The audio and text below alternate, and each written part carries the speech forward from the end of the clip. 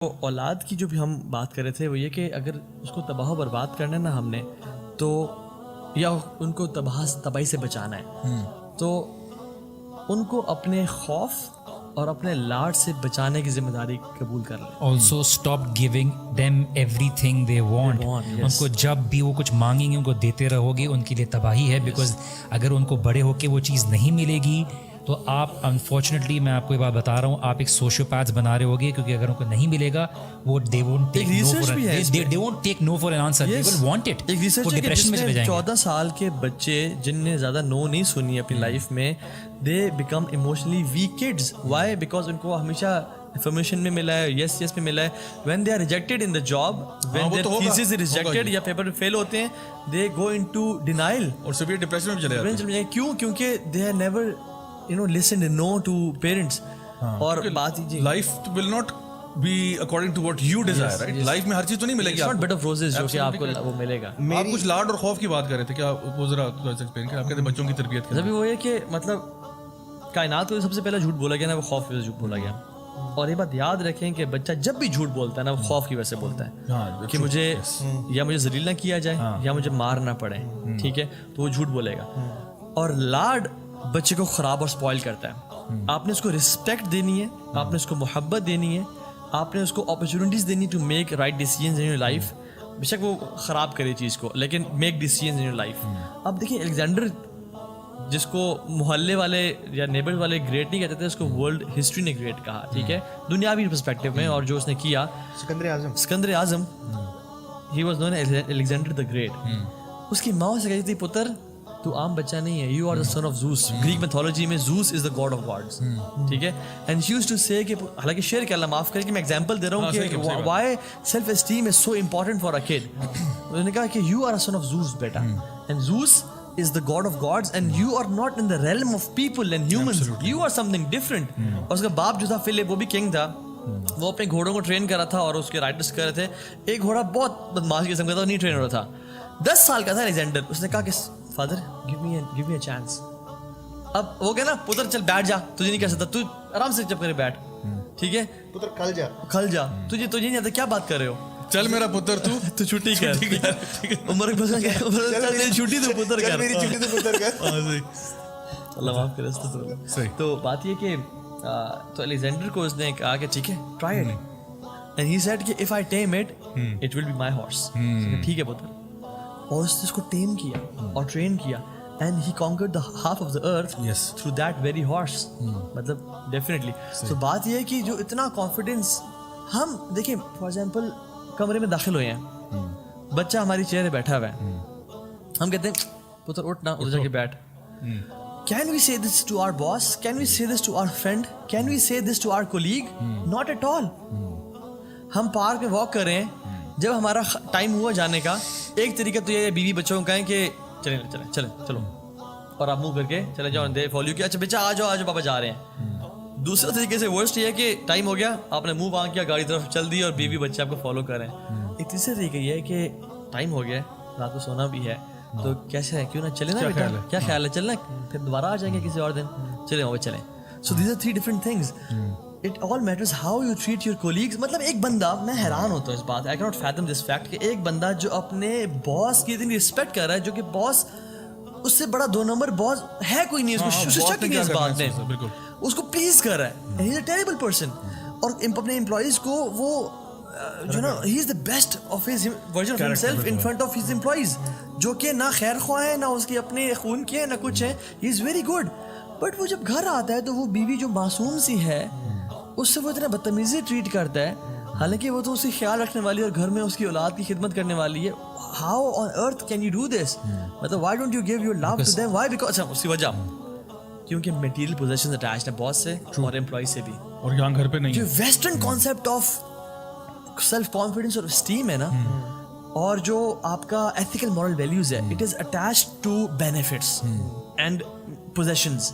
کہاں سے مجھے پیسہ آ رہا ہے, جس سے پیسہ نہیں آ رہا نا اس کے ساتھ آپ مطلب وہ سکسیس اٹیچ ہی نہیں ہے نا اس کے ساتھ, اسے اٹیچ ہی نہیں ہے نا. چاہے میں ان کو ماروں, ابیوز کروں, یا چاہے میں ان سے اچھا پیش آؤں, سانو کی پیسہ تو مجھے وہاں سے آ رہا ہے. لیکن جو Islamic concept of self confidence ہے اور اسٹیم ہے نا, وہ یہ ہے کہ المسلم من سلم المسلم من لسانه و یده, جسے دوسرے کا جو ہے نا ایک مسلمان ہوئے جس کی زبان سے اور ہاتھ سے باقی محفوظ. اور ایک اور وہ ہے کہ لا یؤمن احدکم حتی اکون احب الیہ حتی یحب لاخیہ ما یحب لنفسہ, جب تک وہ اپنے بھائی کے لیے. اچھا ہم پوسٹ انڈسٹریل ایج میں ہم سمجھتے ہیں کہ یہاں صرف مال ہے, یعنی صرف کپڑے ہیں اور مال ہے اور گاڑی ہے اور یا کھانے کی چیز ہے. No, this is dealing as well, this is dealing as well and this doesn't apply to your boss اور colleague, this applies to your kids.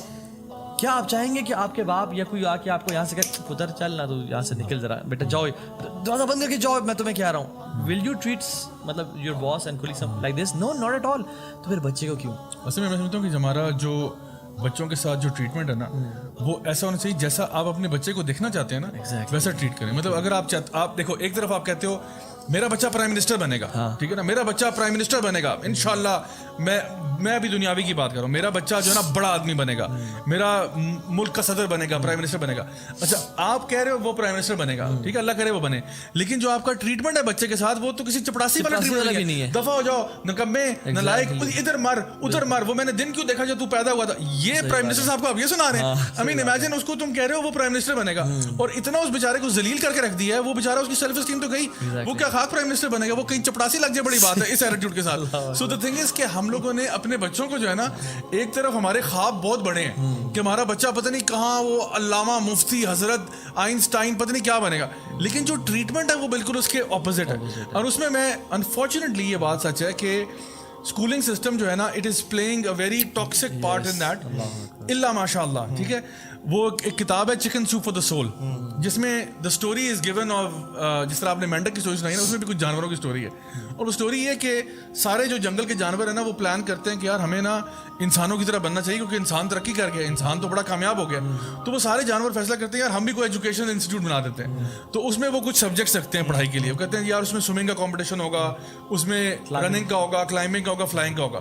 اب سارے جانور انہی 4 سبجیکٹس میں کمپیٹ کر رہے ہیں. تو بیچارہ خرگوش جو ہے وہ ڈپریشن کا مریض بن گیا کیونکہ نہ وہ اڑ سکتا ہے, ٹھیک ہے, اس کو کہا جا رہا ہے تم نکمے ہو, تم نالائق ہو, نہ وہ کلائم کر سکتا ہے, نہ وہ تیر سکتا ہے. تو وہ بیچارہ اس کے تینوں سبجیکٹس میں ایف آ رہے ہیں, لیکن وہ بھاگ اچھا سکتا ہے لیکن وہ بھاگنے والا سبجیکٹ ہے ہی نہیں.